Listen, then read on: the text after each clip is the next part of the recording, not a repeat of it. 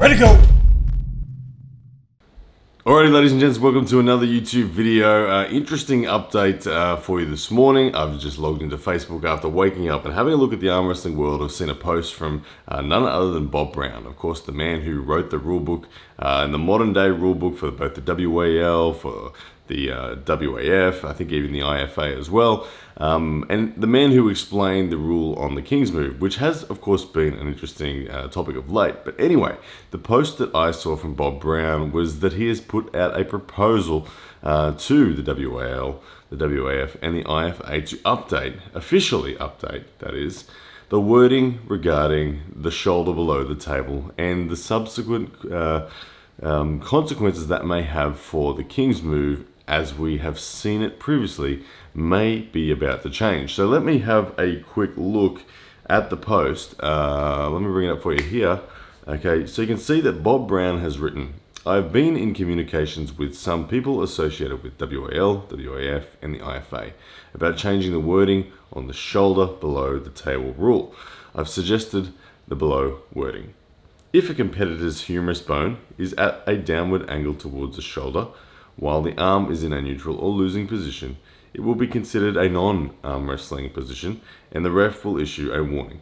If the position is not corrected immediately, the ref will issue a foul. Or you can change the wording to a direct foul. What do you think?" So Bob is asked to have the wording officially changed to reflect that of the humerus angle. Now, Bob has previously said in many posts and discussions that that has always been how the refereeing has actually been taught to look for the humerus angle.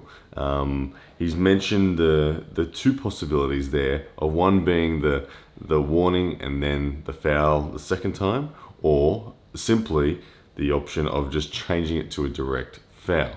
Now that would be a confirmation of the conversation that's been going on within the arm wrestling world that that the King's Move would be kind of somewhat limited. We've seen many times in the past under many different matches and organizations where dipping below repeatedly was just something that you just got warnings for, and athletes were really able to push the boundaries of that for as long as they wanted.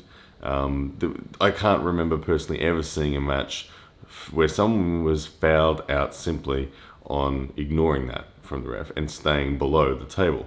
The match just always continues on. So this would give a valid means for referees to actually just say, no, that is a foul, and stop the match. Now, interestingly, there was some comments, plenty of comments in this forum, which is just, again, you can find this on Facebook. Just look up Bob Brown, and look up the Bob Brown Arm Wrestling Facebook account. You'll be able to see this conversation. It's a public account. An interesting response here from Todd Hutchins, or Toddzilla, as you might know him better. He writes, and you can see him here, "Why specify neutral or losing? It puts too much responsibility on the referee and allows for misinterpretation. Change the rule to competing shoulder must be above the table always, no exceptions. Or humerus bone must always angle down towards the elbow or be horizontal. Always, every second, no exceptions. Don't be stupid. Seems simpler."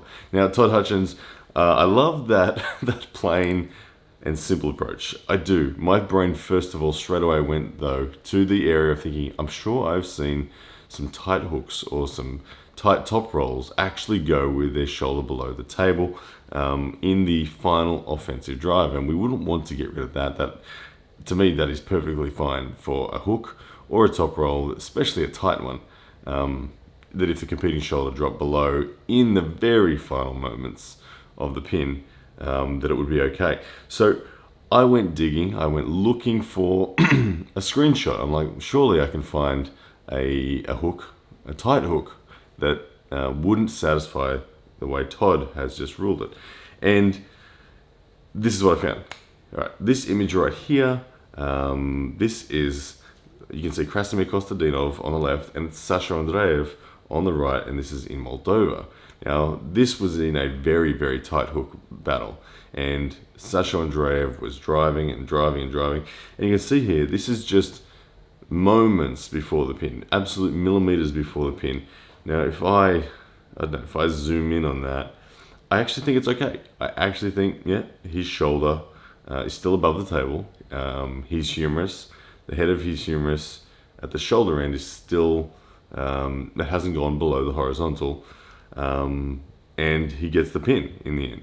So, I don't know, maybe I didn't look hard enough or long enough, but to me, the way Todd Hutchins has just described the rule would work, given the way Sasha Andreev is hooking against Krasimir Kostadinov here.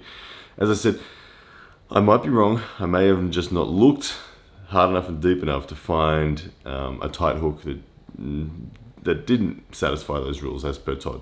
But regardless of that, the interesting thing is that the conversation is gaining momentum. The conversation is going more back and forth between now the official channels, of course, again, Bob Brown being the man who wrote the rules, and those organizations. That conversation on clarifying and making it very clear within the rules so that referees have no gray area anymore regarding the shoulder. Would this eliminate the King's move? No, I don't think it would. The King's move is still very valid with the shoulder above the table or with the humerus above the horizontal. I still think it is very, very relevant. Crazy George does it above the table. Michael Todd actually does it above the table quite well. I'm pretty sure he does it above the table quite well. It would only change his game if they went with the Todd Hutchins approach of shoulder must never go below. Because that would mean the offensive King's move would be pretty much eliminated. The offensive King's move, we see many occasions where the offensive King's move shoulder drops below the table. If that was to be eliminated, oh my goodness, that would be a very big moment for the sport. A very big moment for the sport that would change the way we all arm wrestle. And I don't know if that's where I want to see it go. I'm a fan of all things arm wrestling, and the King's move I want to be part of the sport. So I guess this is just more conversation. What do you think about it? Do you think you would like to see the Todd Hutchins style approach where simply no shoulder can ever go below the table under any circumstance? Or are you happy with it the way it is and just are a fan that Bob Brown has asked to update the rule sets to just be more clear so that there are immediate fouls given if the shoulder goes below the table or the humerus goes below horizontal anywhere on the defensive side of the table, essentially. It's interesting stuff. It's thought-provoking stuff. Who knows where it will go? Let me know what you think, and I'll keep a close eye on Bob Brown and the WAF and the WAL and the IFA, and make sure to keep you guys updated with where the rules are headed. Alright guys, take care, and I'll speak to you again soon. Yes, that's a man!